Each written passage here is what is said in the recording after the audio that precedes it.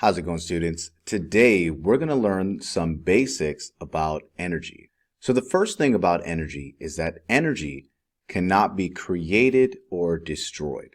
It can only be transformed, and it can transform to various types of energy.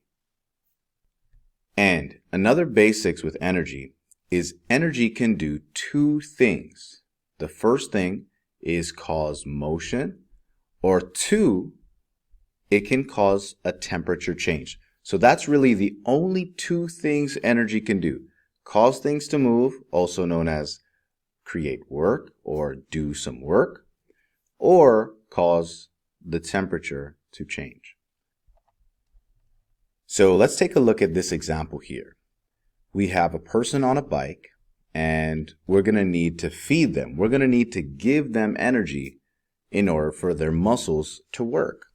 So we're going to feed them, and I'm going to click this symbol right here, the energy symbol. And so here we can actually see different kinds of energy being transformed. So we start off first with chemical energy.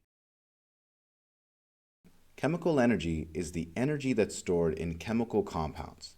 Now, we may not understand what compounds are. The way we can think about this is everything we see around us is made up of very small particles. There's small stuff. And these stuff are attracted to each other in some way. And whenever those attractions are broken, this actually releases some energy. So that's the energy that's stored in the compounds. That's known as chemical energy. Examples of chemical energy are things like a log, batteries, gasoline, and food. This is the reason why we eat food. There's chemical energy in the food, and we're able to take this energy and convert it to other things, other forms of energy. So we eat food, the energy in the chemicals, the energy in our food gets transformed into mechanical energy. So this person right here is riding a bike. Oh my gosh, he's so hungry, right? So give them some food. And notice, remember, mechanical energy deals with motion. So anytime you have motion, you're going to have mechanical energy. Examples of something that has mechanical energy: a car, a runner, a fan moving, and a bowling ball that is rolling down the lane. Let's take a look at more examples. So we have chemical energy transforming into mechanical energy. And then notice this, there's a little bit of thermal energy. And the reason why that is because anytime you have movement, some of the energy is going to be lost in the form of heat. Okay, let's feed this person a little bit more. And then notice there's the turning of a generator. This generator converts energy to electrical energy. Notice that's the blue E. Electrical energy is the energy that's delivered by tiny charged particles called electrons, typically moving through a wire. And this is going to be a metal wire because a metal wire is known as a conductor. It conducts electricity and it also conducts heat. And then that electricity, electrical energy, gets converted to two things. Remember, thermal energy and then light energy. So that's one example. Let's take a look here. We can use the water to do the exact same thing. Movement of the water, mechanical energy, causes the same thing, causes the generation of electricity, and then thermal energy and a little bit of light. Another form of energy is thermal energy. It is the energy that comes from the movement of atoms and molecules in a substance. As the heat increases, the particles actually move faster. This is known as the kinetic molecular theory. So here we have solid water, otherwise known as ice. And as we increase the heat, as we turn up the heat, notice the movement of the particles increases.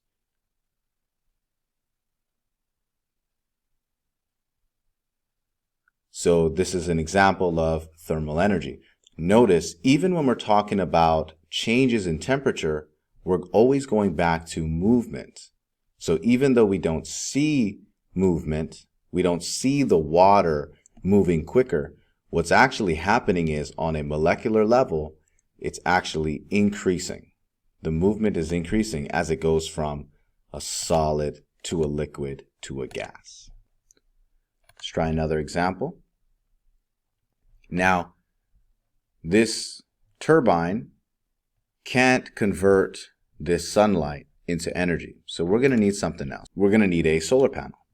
So we have a solar panel, and so this solar panel is able to convert the sunlight into electricity, and then the electricity gets turned into thermal energy. Let's try another example. So this here is the sun giving off light, and then the solar panel absorbs that energy and changes it to electrical energy. And then notice, instead of a light bulb, it's actually a fan.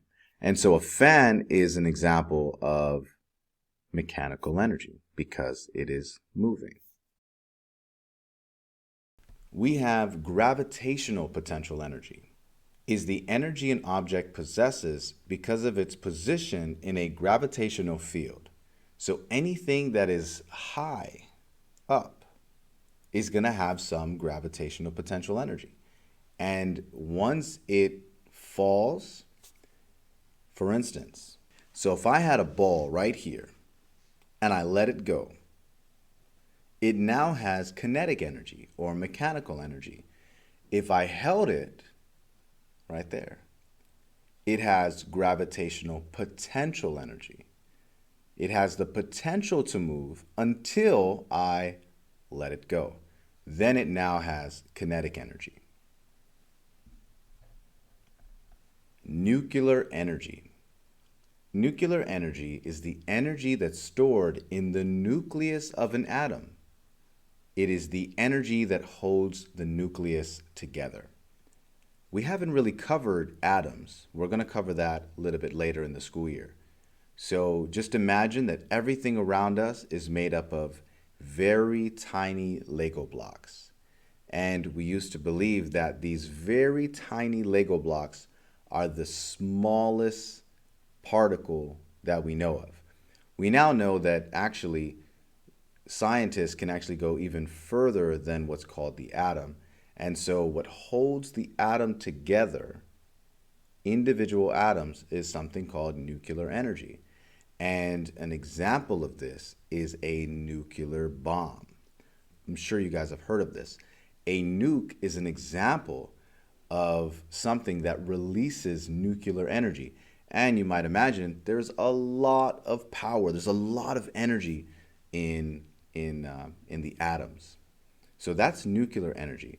Another example is a nuclear reactor. You can have a device that releases the energy incredibly quickly in that of a nuclear bomb, or you can have something that slowly releases this energy, and that is what a nuclear reactor does. Let's talk about elastic potential energy. Elastic potential energy is the energy that's stored as a result of applying a force to deform an elastic object. Now let's talk about elasticity. Elasticity is the ability for something to return back to its original shape.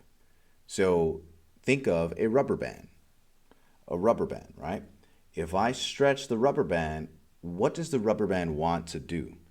It wants to return back to its original shape. Sometimes this is something you'll do in class, right? Smacking someone from across the room, right? Even though you're not supposed to be doing that. That is an example of elasticity, and that is known as elastic potential energy. Another example is an archer, right? Pulling the string back and then ting, letting it go. That is another example of elastic potential energy.